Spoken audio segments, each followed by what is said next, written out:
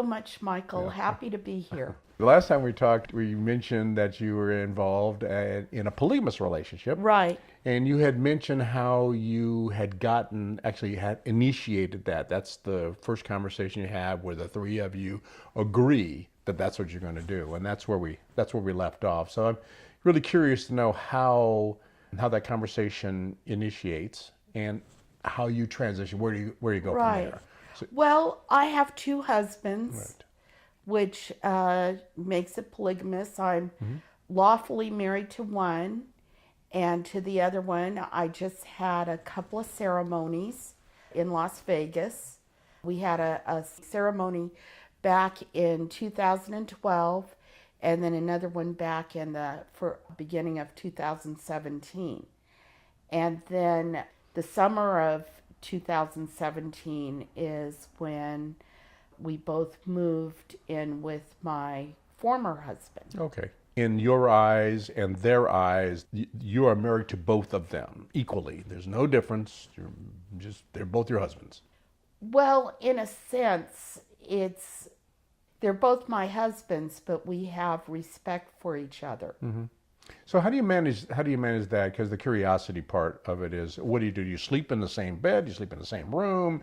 Do you alternate Monday, Wednesday, Friday, or how do you manage that physically? Well, this is, I was originally married to my former husband, and we never got a divorce. Mm-hmm.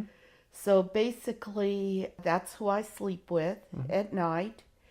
And then my newest husband, I'm with him. I don't sleep with him. Mm-hmm. And he's fine with that. Mm-hmm. So what is the relationship then with, I'm not trying to pry into what your relationship is. I'm just trying to give information for people who are thinking about or wondering about a polygamous relationship. Right. What kind of a relationship could you have? So you spend the nights with your husband, your original husband, Yeah, my original and the husband. days with your new husband, or you work together and you travel Well, together. I see the both of them every day. Mm-hmm. We're all three together. We all watch television together, Mm-hmm. but we're respectful of each other. Mm-hmm. I kiss both of them, but we just don't do it in front of each other. Right, right. Well, that's good. No. And if they do happen to see me kissing the other one, it's understood that we don't make a big deal out of it. Mm-hmm. Mm-hmm. We put jealousy aside and put the person who needs the most care forward. Mm-hmm. In this case, it's almost like having, if you have children and you have two children, you can't pick who's your favorite, Right. but it's understood what the laws are. And we talked it all over, including who I would be sleeping with. Mm-hmm. My original husband asked my new husband to move in, but he would be sleeping with me. He made it known. Would that be fine with my new husband? My new husband said yes. Now, do they do things together socially? Do they hang out together? They go, Right. They watch TV together. Mm-hmm.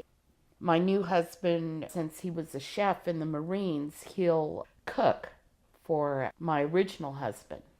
They care about each other. They're like brothers. It's kind of that situation. Interesting. But they both love me very, very much. So you're the glue that binds the Right, two. Yes. right. Neither one of them can, and each of them stated this, neither one of them cannot stand living without me. That's nice. How does that make you feel?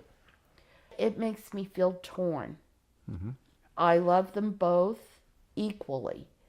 I know from how the mores are being brought up and how people are supposed to be, this is unacceptable.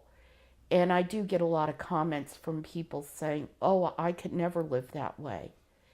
And it makes me doubt myself. Am I doing the right thing? But here I am living in a situation with two men, and they both have their chores around the house, and we both take turns on who's going to cook dinner. We all three decide what we want to watch on television, or my original husband will give me space and time with my new husband, and No, so they the just no, trade that, off with me, I guess. so the relationship with their original husband is just a husband-wife relationship, doesn't have a whole lot of business overlap in there. But the relationship with your new husband, the overlap is that you are both entertainers and you perform together, Right, correct? right. That's correct. Yeah, so that's a whole different world. That's like a work relationship and a home relationship. So it Right. was those two Put separations. together. My husband has always been my manager, taking care of my billings, making sure that I have my website up, making sure that everything is paid for as far as licensing, everything like that. So my original husband has always been my business manager. Is that for your cosmetic related business or for your entertainment business? For either. Either, okay. He's just the business manager of me. He takes care of everything, putting up all my websites, making sure everything is current. He's always taking care of that. Okay. And I need that I've always needed that. Yeah, absolutely. And some people are very, very strong at certain things, and some people are not very strong. I know personally, I'm not all that strong with doing the bookkeeping and the accounting and things like that. So I have always had, in my relationships, my partner has always been the business end of it, the accountant, the tax person.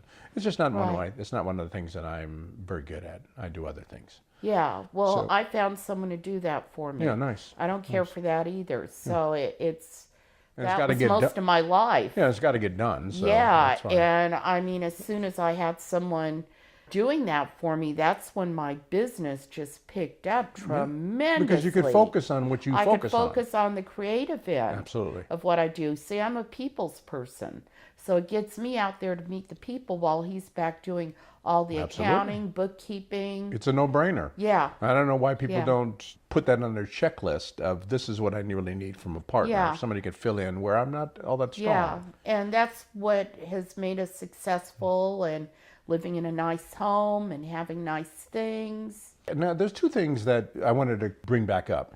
One thing was, in the previous podcast, we talked about the failure of communication. I don't mean to use that as a judgmental term, but the fact that you were unable to communicate with each other and that caused you to drift apart. Right. But apparently, as time went on, conditions changed, and then you could communicate with each other, and you communicated and came together in the current living conditions. So you did Right. communicate. Right. So we did. that's great. So that was a transition from the old days when you couldn't because there was too much stress. Now, do you find that those things that were the issues that caused the lack of communication back then are gone or dissolved or lessened now? I'm not that you don't miss your child and that you don't mourn the loss of your child, but do you think that that's as much of an issue anymore, that you have now dealt with it with your partner and yourself? Do you know what I mean? Well, Michael, the break really helped us Yes. because it made me see what I was lacking in my life. And I actually needed my original husband. Yes. I missed him horribly. But it's not like I didn't love my new husband. I loved him to death. He's just wonderful. Every week buying me a new dress, always making sure he would show me off. And I never got that That's from, good. That's you great. know, like scientists, engineers, they don't act that way. But yeah, my new husband is, if they were both mixed together, that they'd be the perfect one man. Right, exactly. And that's not likely. That just doesn't happen. More likely you have people with a collection of traits and another person with a collection of different traits, because that's what Right. goes with them. Yeah. And they're never the twain shall meet. They're just two different people. But whether you went into a polygamous relationship or waited and settled on a monogamous relationship with one or the other, that's kind of neither here nor there. You did go into a polygamous relationship, and your friends, you said friends or acquaintances or new people you meet, they're not they don't know how to deal with that. No, and they don't. And sometimes they cause you a little bit of doubt. People have said that I'm the devil. I've been called a snake. I've been called Wow. Yikes. all types of names from people. Well, you know, the world's full of people who just really shouldn't be talking. They shouldn't be speaking out loud. I mean, so that may Yeah. be one of those people. They just shouldn't open their mouths. But the reality is people are different. And what works for one person or one couple may or may not, and probably doesn't, work for every other couple.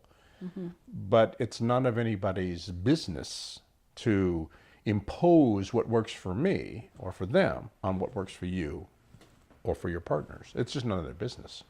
So hopefully what you'll leave with this little discussion, it's really none of their business. So as you should have no doubt, it's unfortunate that people can't be open-minded and say, hey, it worked for you. I see how you got there, and I see where you are now. Kudos. It's shocking to a lot of people.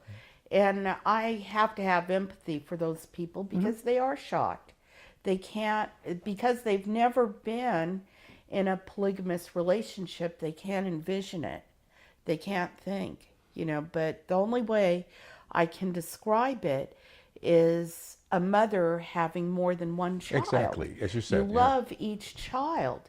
And yes, it's become a little bit of that situation where I'm both these men's mother. They ask me permission for things. What do I think about things? And I, in turn, my attitude is better. Nice. I even thought I was a bitch, but now with the two men around, I can't be that way. I can't start yelling at one and expecting one to side with me. You don't do that. So both of them have the respect of treating each other nicely. So we all get together and treat each other nicely. Very nice, very nice. So it's not like I don't complain. I'll ask them, can you please pick up your things, or can you please do the wash, and sometimes I won't ask nicely because of the fact I'm either stressed or busy or trying to remember everything at once. And then they'll let me know, Rose, you're talking mean to me. Right. Well, the funny reality is between boys and girls is that it's like boys don't even think about that. They don't think about reapplying the toilet paper to an empty roll of toilet paper after they use it. And you're thinking, dude, you took the last piece of toilet paper, put a new roll on.